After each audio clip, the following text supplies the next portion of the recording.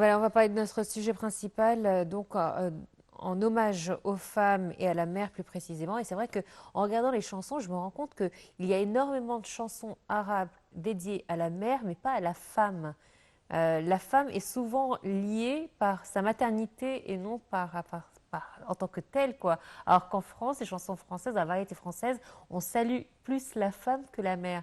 Vous les femmes, femmes je vous aime, femmes des années 80. C'est vrai qu'on n'a pas beaucoup en France de chansons C'est une nuance de culture, honorant les mères, une nuance de culture entre exactement. les deux Alors nations. qu'en Égypte, on honore plus les femmes en tant que mères qu'en tant que femmes. On devrait faire un sujet.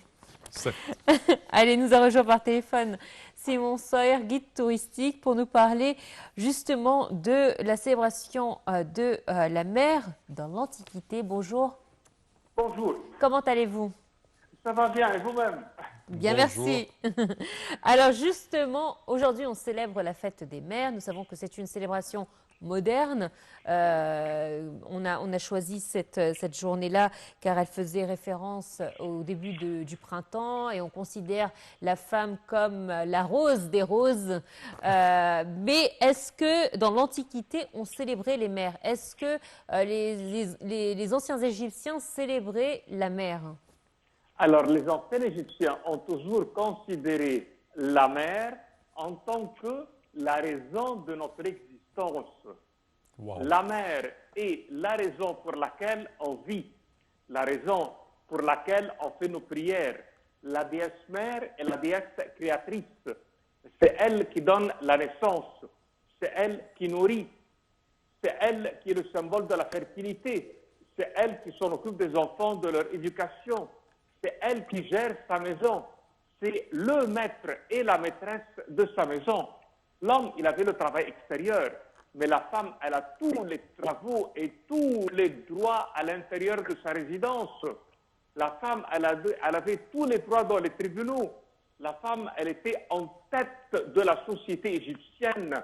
La femme, dans le temps, le monsieur n'avait qu'une seule femme. Il ne pouvait pas se remarier. La femme était celle qui a été toujours, quand elle est l'aînée, la reine d'Égypte. N'oublions jamais que quand on avait une femme qui soit l'aînée, c'est elle qui prend le pouvoir et on devrait marier le garçon avec laquelle pour qu'il puisse, lui, accès au pouvoir, et c'est à elle. Elle n'était pas en second rang, elle était toujours chez nous dans le premier rang.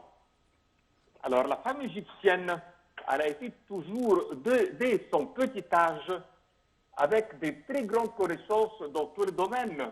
Elle rentrait à l'école pour apprendre en égalité avec l'homme. Et même, elle était en-delà de lui, parce que dans la société égyptienne, c'est elle qui avait des jobs et des responsabilités plus que les hommes. Peut-être la seule chose qui était pour les hommes, c'était l'armée et le ministère de l'Intérieur, mais sinon, tous les autres rôles, la femme égyptienne, elle a été l'exemple pour toutes les autres civilisations qui nous entourent. Il n'y a aucune autre civilisation qui a donné à la mère ou à la femme à l'équivalent de l'Égypte ou même à 10%. Oui. La justice chez nous, la sagesse était chez nous, la connaissance était en Égypte. Notre société, regardez comme on était reine d'Égypte, on était des mamans et des papillons. Regardons ces femmes. Vous êtes en train de vous noyer. Comme par exemple Khéops, Oui, voilà. quand il a fait une pyramide à sa mère, et ainsi de suite. Alors, de là que nous on dit qu'en Égypte, ça a été toujours la civilisation qui a donné à la femme vraiment son niveau et tout ce qu'elle devrait y recevoir en tant que celle qui nous a donné la vie et l'éducation. Oui. Monsieur Simon, bonjour. Bonjour. Alors, également, quand on parle de la femme en Égypte, elle a été représentée sur les murs des temples et des gravures dans les tombes pharaoniques. Si vous pouvez nous parler un tout petit peu plus sur les représentations de la femme et de la mère en Égypte ancienne, surtout sur les murs. Alors, vous avez une très belle question car avec cela, on peut retrouver chez nous en Égypte comment la femme y était vraiment selon le registre égyptien. Vous savez que le registre dans les temples et dans les tombeaux, ça c'est un registre qui est très très très réel, car il a été réalisé par des scribes de haute connaissance et des prêtres de sagesse. Nous, on a marqué sur nos parois, en premier, la femme, c'est l'aînée des dieux. Ça veut dire, on trouve qu'Isis, la déesse, présentée sur les murs de nos temples, c'est la fille aînée. Elle est au-delà d'Osiris, de Seth et de Nephthys. Alors, la première, c'est la femme et non pas l'homme dans la civilisation égyptienne. Ça, c'est la déesse Isis, et nos reines et nos princesses étaient des prêtresses pour cette déesse-là dans les temples. Et quand vous avez le titre que vous êtes la prêtresse de la déesse, vous avez des droits et d'autorité dans le peuple égyptien à un extrême.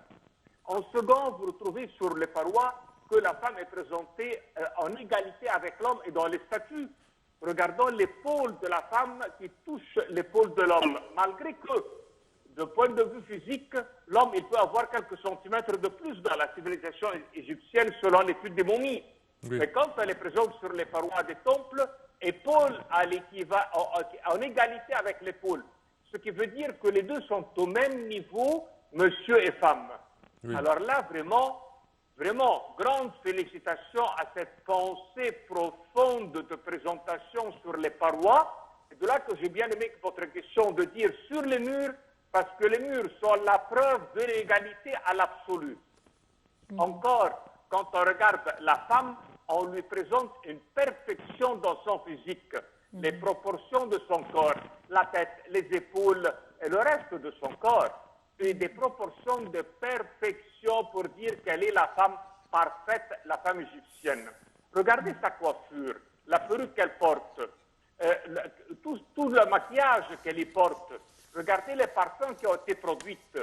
Regardez comment on a fait les huiles essentielles et qu'elles se plaçaient sur la tête pour que le parfum et l'odeur soient vraiment comme une rose, comme vous avez bien démarré votre programme, qu'elle était une rose et une fleur. Et oui, elle y était une véritable fleur et une véritable rose par ces huiles essentielles qui étaient sur son corps, qui étaient la fleur de lotus, qui était le symbole de nos dieux. Parfait. Alors d'ici que nous on retrouve que dans la civilisation égyptienne, la femme égyptienne, elle a été vraiment top et au sommet. Quand on regarde encore sur les murs, on a présenté la femme enceinte, on a présenté la femme qui aide, on l'a présentée en faisant les prières, dans la récitation des temples, dans les hymnes, même dans les danses et même dans les jeux. On a trouvé qu'on a fabriqué des jeux spécifiques pour les femmes et pour les filles, comme les poupées, comme le ballon et autres. Ce qui veut dire qu'elle était libre dans sa vie et qu'elle avait pas seulement une liberté, mais qu'elle avait vraiment une existence et des sorties et une cohabitation avec les garçons et avec l'homme en égalité, en toute sécurité. Parfait. Regardez les habits qui étaient en lin, qui étaient fabriqués. Sur les parois, on trouve le lin fin pour la femme. Et ça, c'est le lin le plus cher et le plus difficile. Ce qui montre que pour la femme, on lui a donné de notre mieux parce qu'elle l'a toujours mérité. Parfait, Monsieur Simon Sayer, je tiens à vous remercier énormément de vos explications. Merci à vous. Je répète que vous êtes guide touristique et expert en tourisme. Merci à vous. Et on enchaîne cette fois-ci, on va s'éloigner du thème principal pour parler de sport. D'ailleurs, c'est une activité où les femmes percent dans ce domaine-là. Excellent même. Exactement. Le football, alors le stade d'Égypte, situé dans la nouvelle capitale administrative, accueillera son tout premier match officiel masculin demain entre l'Égypte et la Nouvelle-Zélande lors d'un match amical. Il s'agira du match d'ouverture du championnat de la capitale administrative, un tournoi amical que la ville organise jusqu'au 26 mars. Alors le stade d'Égypte a été inauguré en janvier 2024 mais n'avait pas encore accueilli des rencontres officielles. Regardons tout de suite ces images commentées. Les Pharaons se préparent pour le tournoi international amical Egypt Capital Cup qui se déroulera du 22 au 26 mars dans la nouvelle capitale administrative. Le stade d'Égypte, situé dans la nouvelle capitale administrative, accueillera son tout premier match officiel vendredi entre l'Égypte et la Nouvelle-Zélande lors d'un match amical. L'Égypte, la Nouvelle-Zélande, la Croatie et la Tunisie participeront à ce tournoi. Les matchs d'ouverture auront lieu donc vendredi. L'Égypte affrontera la Nouvelle-Zélande tandis que la Tunisie se mesurera à la Croatie. Les perdants de ces matchs s'affronteront pour la troisième place le 25 mars, tandis que les vainqueurs se battront pour le trophée le 26 mars. Inauguré en janvier dernier, le Stade d'Égypte a déjà accueilli l'équipe nationale lors de sa préparation pour la Coupe d'Afrique des Nations 2023. Pouvant accueillir près de 94 000 supporters, il devient le plus grand stade du pays, surpassant le prestigieux Stade international du Caire, qui peut accueillir jusqu'à 80 000 spectateurs. Ce tournoi amical revêt une importance particulière pour l'Égypte, qui se prépare aux qualifications de la Coupe du Monde, qui reprendront en juin prochain. Le nouvel entraîneur du septuple champion d'Afrique, Hossam Hassan, aura la chance de voir ses hommes en action pour la première fois depuis qu'il a été nommé à la barre en février dernier.